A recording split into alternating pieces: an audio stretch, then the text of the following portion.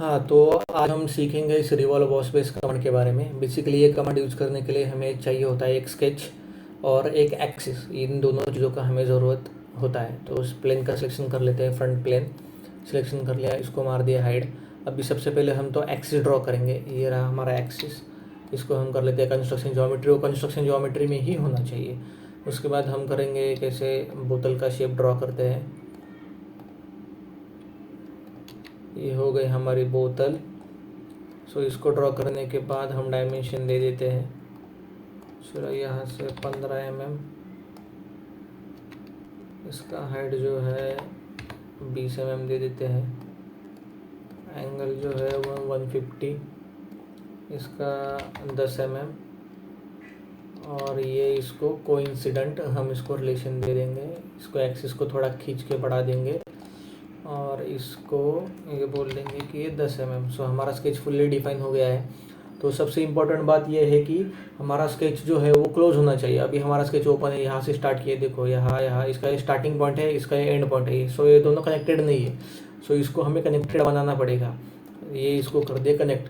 आपका जो स्केच है देखो, शेडेड स्केच काउंटर्स ओपन कर लिया, मतलब इसको क्लोज बॉडी जो है वो उसको शेड करेगा। स्केच हमेशा क्लोज होना चाहिए और ये एक्सिस होना चाहिए।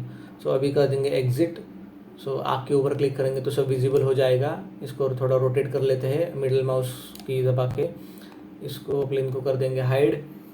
रिवॉल्व, अभी हाँ रिवॉल्व बॉस बेस कमांड और डायरेक्ट सेलेक्ट करेंगे तो वो एरर देगा। स्केच का सिलेक्शन करके कमांड को सिलेक्शन करना है। स्केच सिलेक्ट कर लिए और कमांड सिलेक्शन करना है। अभी क्या है कि हमने ये देखो डायरेक्टली वो प्रीव्यू दिखा रहा है। वो क्यों दिखा रहा है कि, और उसने देखो एक्सिस जो है उसका सिलेक्शन ऑलरेडी उसने ऑटोमेटिक कर लिया है, क्योंकि हमने एक्सिस पहले से उसको डिफाइन कर लिया था। अभी हम बोल देंगे इसको ओके। अब ये 360 डिग्री में रोटेट हुआ है। सो अगर मुझे इसको सपोज 180 डिग्री में रोटेट करना है तो इसको चेंज करेंगे, बोल देंगे 180 डिग्री। तो देखो 180 डिग्री में हो गया, 180 डिग्री में हो गया। इसको अगर मुझे 90 डिग्री में करना है तो 90 डिग्री भी हो गया, वैसे ही। हाँ, और सबसे इम्पोर्टेंट बात, दूसरी बात ये है इम्पोर्टेंट कि स्केच जो है वो स्केच हमेशा क्लोज होना चाहिए। और अभी हम क्या करेंगे, इस एक्सिस को डिलीट मार देंगे। सो देखो रिलेशन चले गए, क्योंकि एक्सिस के अराउंड ही हमने वो रिलेशन दिए थे। सो पहले डायमेंशन दे देते हैं और स्केच को फुल्ली डिफाइन कर लेते हैं। सो अभी हमने यहाँ पे एक्सिस नहीं दिया है। तो अब इस सिचुएशन में क्या होता है, देखो स्केच को सिलेक्शन किया, उसके बाद रिवॉल्व बॉस बेस कमांड को सिलेक्शन किया, तो अभी क्या करेगा वो हमारा एक्सिस के लिए पूछेगा। मतलब भाई मैं कौन सा एक्सिस का सिलेक्शन करूँ, मतलब ये जो स्केच आपने बनाया है उसको मैं किस एक्सिस के अराउंड रोटेट करूँ, उस एक्सिस का सिलेक्शन मुझे बताओ, वो पूछेगा। अभी पहले वाले केस में क्या किया था हमने कि हमने उसको ऑलरेडी एक्सिस उसको दे दिया था, तो उसने ऑटोमेटिक एक्सिस वो ले लिया।